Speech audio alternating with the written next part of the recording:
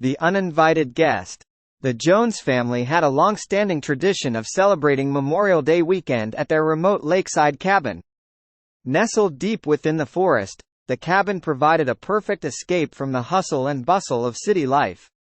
The air was always crisp and fresh, and the only sounds were the chirping of birds and the gentle lapping of the lake's waters. For the Joneses, it was a haven of peace and tranquility. This particular year, however, the atmosphere felt different from the moment they arrived.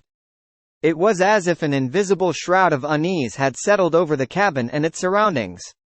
Mr. Jones, his wife, and their two children, Timmy and Sarah, shrugged it off as mere imagination, a byproduct of the long drive and the stress of their daily lives. The first evening started out like any other. As dusk fell, the family gathered around the campfire, roasting marshmallows and telling stories. The crackling fire cast dancing shadows on the trees, creating a cozy yet slightly eerie ambiance. Little Timmy, a curious and observant 8-year-old, was the first to notice something unusual. "Some text goes here, Dad. I think I saw something moving over there," he said, pointing towards the darkened forest beyond the firelight. Mr. Jones squinted into the darkness but saw nothing. "It's probably just a deer, Timmy. There's nothing to worry about." But the feeling of being watched persisted, nagging at the back of their minds. As the night deepened, the family retired to the cabin, hoping a good night's sleep would dispel their unease. However, sleep did not come easily. The forest, usually a symphony of nocturnal sounds, was eerily silent, save for the occasional rustle of leaves. Around midnight, a loud thud echoed from outside, jolting everyone awake. Mr. Jones grabbed a flashlight and crept to the window, peering out into the darkness. He saw nothing but the dense shadows of the trees. Resolute to uncover the source of the noise, he decided to step outside, urging his wife to stay with the children. Outside, the air was colder than usual, and an unsettling stillness hung in the air. Mr. Jones swept the flashlight beam across the yard and the edge of the forest, seeing nothing but the familiar outline of the trees and the shimmering surface of the lake. Just as he was about to head back inside, he caught a glimpse of a figure standing at the edge of the forest, just beyond the reach of the light. "Hey!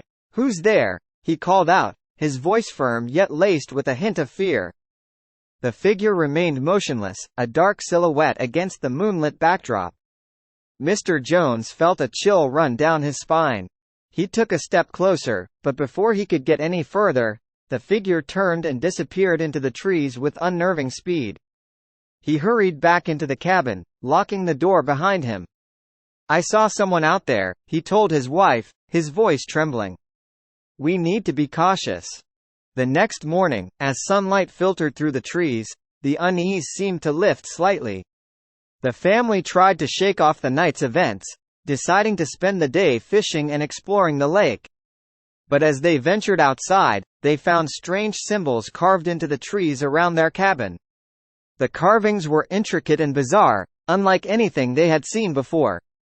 Mr. Jones examined the symbols closely, a deep frown etched on his face. "This doesn't look like any kind of prank," he muttered. "These symbols are deliberate, almost ritualistic." Mrs. Jones, ever the pragmatist, suggested they call the local authorities. But given the cabin's remote location, they had no cell signal. The nearest town was an hour's drive away, and they were reluctant to cut their holiday short. They decided to stay but remained vigilant. That night, the unease returned with a vengeance. The family sat inside the cabin, the windows and doors securely locked. They played board games and tried to keep the atmosphere light, but the tension was palpable. As the clock struck midnight, the familiar sound of footsteps echoed from the porch. Mr. Jones grabbed his flashlight and a kitchen knife, moving towards the door. "Stay here," he whispered to his wife and children. He opened the door cautiously, the flashlight beam piercing the darkness.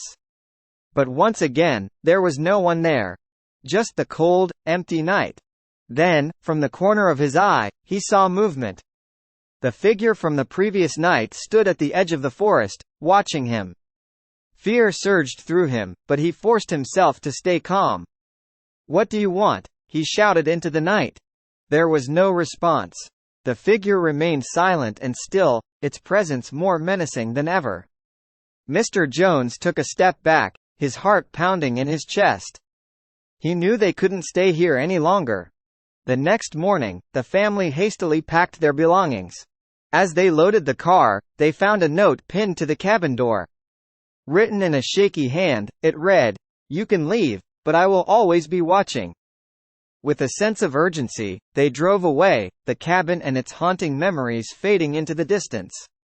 They never returned to that lakeside retreat, haunted by the chilling events of that Memorial Day weekend. Back in the city, life slowly returned to normal, but the Jones family was forever changed. The children, especially Timmy, had nightmares for months. Mrs. Jones became overly cautious, always double-checking locks and windows. Mr. Jones, once a skeptic of the supernatural, found himself haunted by the memory of that shadowy figure. Despite their efforts to forget, the sense of being watched never truly left them. On quiet nights, when the wind howled through the trees or the house creaked, they would remember the cabin and the strange, uninvited guest who had marked their lives with fear and uncertainty. In the years that followed, they often wondered about the identity of the figure and the meaning of the symbols carved into the trees. They speculated about the possibility of a disturbed local or even something more sinister and otherworldly. But the truth remained elusive, buried in the depths of the forest and the shadows of their minds. The cabin, once a symbol of family and joy, now stood abandoned and forgotten, reclaimed by the forest. And the Jones family, forever marked by their experience, carried with them the lingering fear of the unknown, a reminder that some places and encounters are best left undisturbed.